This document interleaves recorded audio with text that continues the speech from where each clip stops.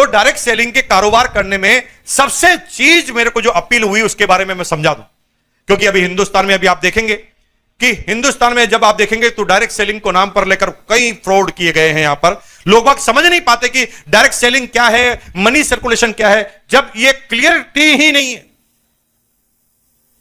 2016 सितंबर में government of India में guideline बना दी डायरेक्ट सेलिंग के ऊपर, और गाइडलाइन बनाने के बाद लोग बड़े कंफ्यूज हो रहे हो, ये नहीं समझ पा रहे कि कौन सा आदमी जो मेंबर बना रहा है, जो कंपनी में नाम है वो सही कंपनी है कि गलत कंपनी। लेकिन तभी आप देखते हैं कि इसके अंदर क्लियरिटी जैसे जैसे आती जा रही है वो सारी फर्जियों का नामो निशान खत्म होता जा रहा है। मेरे को जो चीज अपील की, किसी भी बिजनेस को करने से पहले उस बिजनेस के कल्चर को जान लेना जरूरी है, क्योंकि समय, परिस्थिति और स्थान के हिसाब से सारे नियम और निर्णय बदल जाते हैं। जैसे जैसे समय चेंज होगा, परिस्थिति चेंज होगी, वैसे वैसे आपके डिसीजन बदलना चालू हो जाएगी। इसके नाम में ही सब कुछ रखा है, RCM। R for Indian rate, R for Indian rate. इस बिजनेस को क्यों करना है?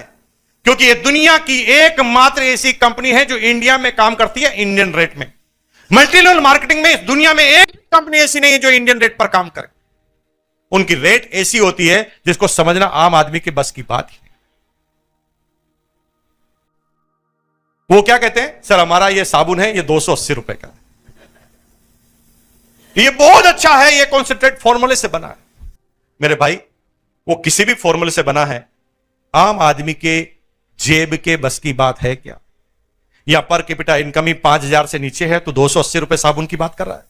यह बिजनेस मैंने इसलिए चुना कि यही एकमात्र ऐसा बिजनेस है जो हिंदुस्तान के 1 से लगाकर 100 तक हर व्यक्तियों के बीच में जा सकता है। दुनिया में ऐसा कोई बिजनेस नहीं जो सारे आदमियों के लिए कभी बनाओ। R for Indian rate, C for Indian culture. इसके सारे प्रोडक्ट कैसे आए? जो इंडियन कल्चर को सूट करते हुए। दुनिया की कुछ कंपनियां आई, उन्होंने कहा कि साहब हमारा टूथपेस्ट है 400 रुपए का, ये टूथपेस्ट 400 रुपए का है। हमने कहा इतना महंगा क्यों? वो कह सर ये अलग फॉर्मूले का है, इसके अंदर है ना आप थोड़ी सी एक बूंद लगाओ। आपके पेस्ट में तो आपको इतना पेस्ट लगाना पड़ता है, इसमें थोड़ी सी आप बूंद लगाओ, आपका काम हो जाएगा। मेरे भाई, थोड़ी सी बूंद से काम तो हो जाएगा, लेकिन मुझे एक बात समझाओ। आपके घर पे कोई मेहमान आया और आपका वो टूथपेस्ट पड़ा है, मेहमान कितना लगाएगा? मेहमान को थोड़ी पता कितना लगाना है। तो आप क्या करो, ड्यूटी करो, बेसिन पे जाके खड़े हो जाओ सुबह सुबह और मेहमान से कहना इतना मत लगाना। मेहमान को इतना गुस्सा आएगा, वो कहेगा कितने मग्गों से नहाना तू भी बता दे, पानी कितना खर्च करूं वो भी बता दे। कल्चर तो होना चाहिए ना भाई। वही कल्चर के सारे प्रोडक्ट क्या है? 10 रुपए का साबुन, 14 रुपए का नमक, वही आटा, वही मार्केट से सारी चीज लेते हैं। 1 से 100% लोगों तक पहुंचने की गारंटी है।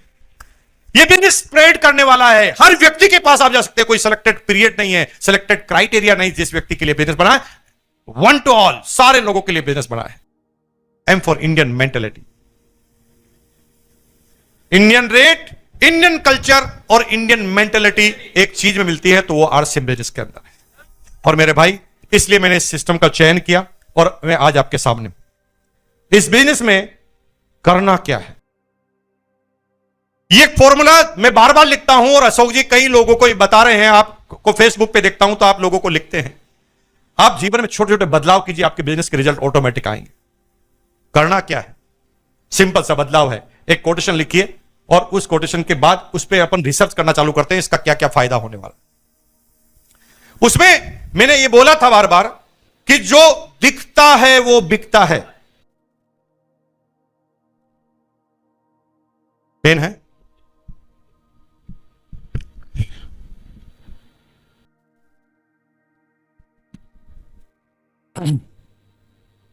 Thank you. जो दिखता है वो बिकता है, बिकता उसका है जो बोलता है। जो दिखता है वो बिकता है, बिकता उसका है जो, और बार बार उसका बिकता है जो सच बोलता है।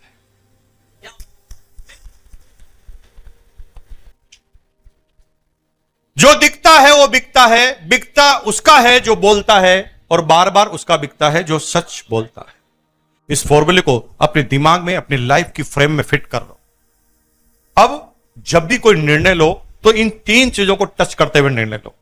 आपका हर निर्णय सफल होता जाएगा, सक्सेसफुल होता जाएगा। सेल एक ऐसा वर्ड है जिसके बिना दुनिया का कोई भी आदमी टॉप पर नहीं जा सकता। 90% जो जनरल आदमी होते हैं उनको सेल से ही नफरत होती है, और सेल से नफरत होने की वजह से वो कामयाब कभी नहीं होता। वो क्या कहता, माल बेचना पड़ेगा, मैं क्या बेचने का काम करूंगा। मत कर, जिंदगी भर नौकर बन, टीचर बन, लोगों को सिखा, लोगों को बता, लोगों के घर में मैनेजर बनने का काम कर। जिसके यहां पर तुम मैनेजर है ना, वो भी अमीर इसलिए बना क्योंकि वो सेल करना जानता है। सेल के बिना तो दुनिया ही अधूरी है मेरे भाई। सेल का मतलब केवल सामान सेल करने से नहीं है, सेल का मतलब किसी सेवा को सेल करने से भी है, किसी भावनाओं को सेल करने से भी। कीमत जहां पर होती है वहां पर सेल होती है, और बिना कीमत के तो एक कदम भी आप जीवन में आगे नहीं बढ़ सकते। There is no free lunch at all. जीवन में कुछ फ्री में है ही नहीं। आप जिस दिन अपने बच्चे के प्रति अपना फर्ज निभाना भूल जाओगे ना, उस दिन आपका बच्चा भी आपको बाप कहना बंद कर देगा। कीमत तो आपको अदा करनी पड़ेगी, सेल का काम तो आपको करना पड़ेगा। थोड़े सालों पहले, 4-5 साल पहले नरेंद्र मोदी जी को आपने प्रधानमंत्री बना दिया। उस बंदे ने सेल किया है अपने आप, उसने बताया है अपने आप को कि मैंने क्या क्या किया, और जब उसने अपने डायलॉग कंप्लीट किए तो आपने उसको खरीदने के लिए अपना वोट दबा दिया कि ठीक है साहब, ये आपकी कीमत है, आप बन जाओ। तो अपने सपनों को, अपनी सेवाओं को, अपनी बातों को सेल करना, कन्विंस करना ही सेल। सेल से नफरत मत करो। जीवन में अगर अमीर बनना चाहते हो तो सबसे पहली प्रायोरिटी पर सेल होता है। तैयार है तो आगे चलें। सेल से नफरत नहीं, सेल के बिना तो एक कदम भी आगे नहीं रख सकती आप। सेल तो आपके लिए जरूरी है। अब बात आ गई कि सेल करना अगर आप सीख गए तो 3 चीजें से आपकी सेल तेज गति से बढ़ जाएगी। मैंने लिखा है आपको, जो दिखता है वो बिकता है, बिकता उसका है। बोलो मेरे साथ, जो दिखता है बिकता किसका है, और बार बार किसका बिकता है, जो सच बोलता है। अब ये 3 काम करने हैं। पहला, एक छोटा सा एग्जांपल देता हूं, पूरी बात समझ में आ जाएगी। एक आदमी रेलवे स्टेशन पर चाय की केटली लेकर खड़ा, ट्रेन आके रुकी और वो ट्रेन के बोगी के सामने चलने लगा। बोल कुछ नहीं रहा था, चल रहा था। तो जो लोग उसे देख रहे थे और जिनको चाय पीने की इच्छा थी, उन्होंने कहा, ए, चाय है क्या? जो दिखता है वो, बोला नहीं उसने कुछ भी, उसने सिर्फ दिखाया, ऐसे दिखाया। तो जिसको इच्छा थी उसने कहा, चाय है क्या? रुकाया, चाय ले ली। लेकिन ऐसा दिखाते हैं तो रिजल्ट तो आएंगे, लेकिन बहुत कम आएंगे। कुछ लोग आरसीएम तो कर रहे हैं, आरसीएम के प्रोडक्ट भी पहन रहे हैं, आरसीएम के प्रोडक्ट भी यूज कर रहे हैं, लेकिन मुंह से कुछ बोल नहीं रहे। तो कुछ आगे होकर पूछ रहे हैं, उनका तो काम हो रहा है, लेकिन जो आगे होकर नहीं बोल रहे हैं उनका काम नहीं हो रहा। लेकिन एग्जाम्पल नंबर 2 में आप क्या देखते हैं, वो की वही बोगी है, वो की वही बोगी है, लेकिन उस बोगी में एक चाय वाला आया। इस बार वो बोलता हुआ आया, चाय चाय चाय चाय चाय, जोरदार चाय, गारंटी वाली चाय। एक बार पियोगे 1000 बार पियोगे, एक बार पियोगे जिंदगी भर याद हो जाएगी। भाई साहब, ये चाय की है गारंटी। चाय पियो पहले, पैसा दो बाद में। पसंद नहीं आएगी तो पैसा नहीं लिया जाएगा। चाय चाय चाय चाय। अब इससे क्या होता पता है, जिन लोगों का चाय पीने का मूड नहीं है उसका भी मूड बनने लगता है। हेलो, यस और नो? अब यहां पर क्या हो रहा है कि पहली स्टेज आपने पार की, जो दिखता है वो बिकता है। तो ये पहला सब्जेक्ट है खत्म, लेकिन दूसरा सब्जेक्ट है कि उसका ही बिकता है जो ज्यादा बोलता है। तो आज के बाद क्या करना है कि प्रोडक्ट यूज तो करो, दिखाओ तो सही, लेकिन बोलना भी चालू करो। अगर बोलोगे तो सामने वाले को पता चलेगा कि क्या कर रहा है। पता है, मैं एक बहुत आश्चर्य की बात बताऊं। मैं बड़ा लीडर बन गया, मेरे पड़ोस में एक नया मकान बना। अब मैं बड़ा लीडर अपने आप को साला बड़ा मानता हूं मैं, तो मैंने कहा यार अब क्या बताना किसको, आर से मैंने सब ठीक चल रहा है। मेरे पड़ोसी को मेरी क्रॉस लेग जोड़ गई। 8 साल पहले की बात है, मैंने बताया ही नहीं, वो जोड़ गई। अगर मैं बता देता तो शायद वो मेरी टीम में हो। आप किसका इंतजार कर रहे हैं? आपके रिश्तेदार, आपके दोस्त, आपके भाई बहन, आपके जो सबसे नियरेस्ट आदमी है ना, वो आप बताओगे नहीं तो पता कैसे चलेगा? तो आज के बाद बताना चालू करो। एंड पॉइंट नंबर 3, बिकता ज्यादा उसका है जो सच बोलता है। और सच कब निकलता है? जब आत्मा से कोई आवाज निकलती है तो सच निकलता है। यानी जब तक कोई प्रोडक्ट आपने यूज करके नहीं देखा है तब तक आप सच बोल नहीं पाएंगे।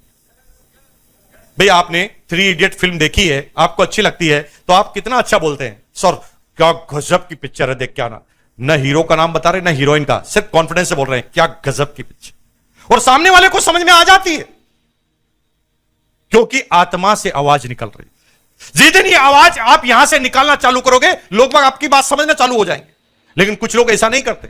कुछ लोग है ना दिमाग से सेल करने का काम करते हैं। एक आदमी कंगे बनाने वाली कंपनी में सेल्समैन बन गया।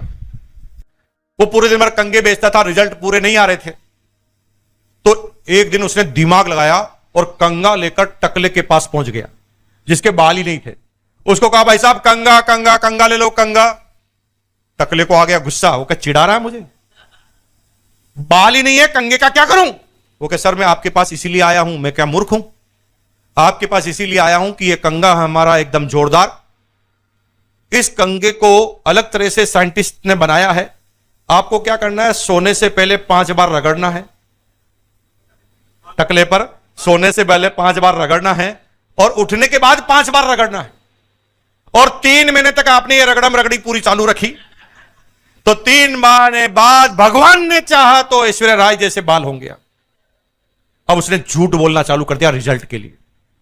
कई बार हम भी अपने रिजल्ट के लिए इस तरह से झूठ बोलना चालू करते हैं। धीरे धीरे हमारी गुडविल के परसेंटेज खत्म होने लगते हैं और एक दिन ऐसा होता है कि हम किसी के सामने जाने लायक भी नहीं रहते।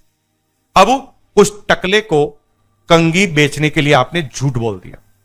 अब आदमी इमोशनल होता है। इमोशनल क्या होता है? जिस आदमी के पास जो चीज नहीं होती ना उसके प्रति वो आदमी बहुत इमोशनल होता है।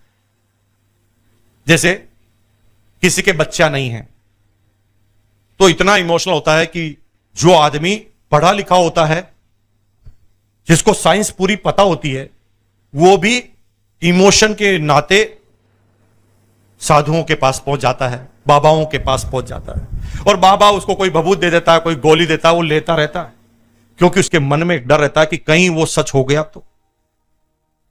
जिसके पास पैसा नहीं है वो पैसों के लिए इमोशनल होता है, जिसके पास लड़की है, लड़का नहीं है, वो लड़के के लिए इमोशनल होता है।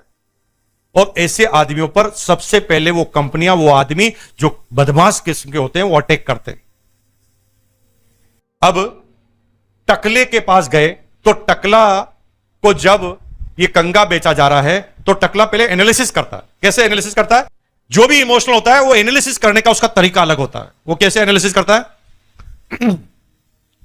अगर मैं इस कंगे को ले लूं तो 2 बातें होगी। पहला, बाल आएंगे या नहीं आएंगे। आ गए तो बहुत अच्छा, नहीं आएंगे तो अभी कौन से हैं। एनालिसिस करता है, कोई भी आदमी ऐसे एनालिसिस करता है। और जा कितना रहा है? 20 रुपए ही तो जा रहा है। 20 रुपए में मैं कौन सा दिवालिया हो जाऊंगा?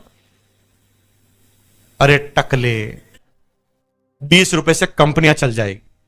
तेरे जैसे कितने टकले होंगे जो एक बार इस कंगी को लेंगे तो कंपनी तो चल गई ना भाई। कंपनी का तो उद्देश्य ही जिंदगी में एक बार एक टकले को जाना। और सामने वाला वो कंगी ले लेता। बाल तो आते नहीं, एक बार तो कंगी बिछ गई, लेकिन क्या दूसरी बार, क्या सेकंड टाइम आप उस टकले के सामने कभी जा पाएंगे? और अगर गए तो क्या होगा? आपको टकला करेगा। अगर चले गए तो वो आपको टकला कर देगा पूरा का पूरा।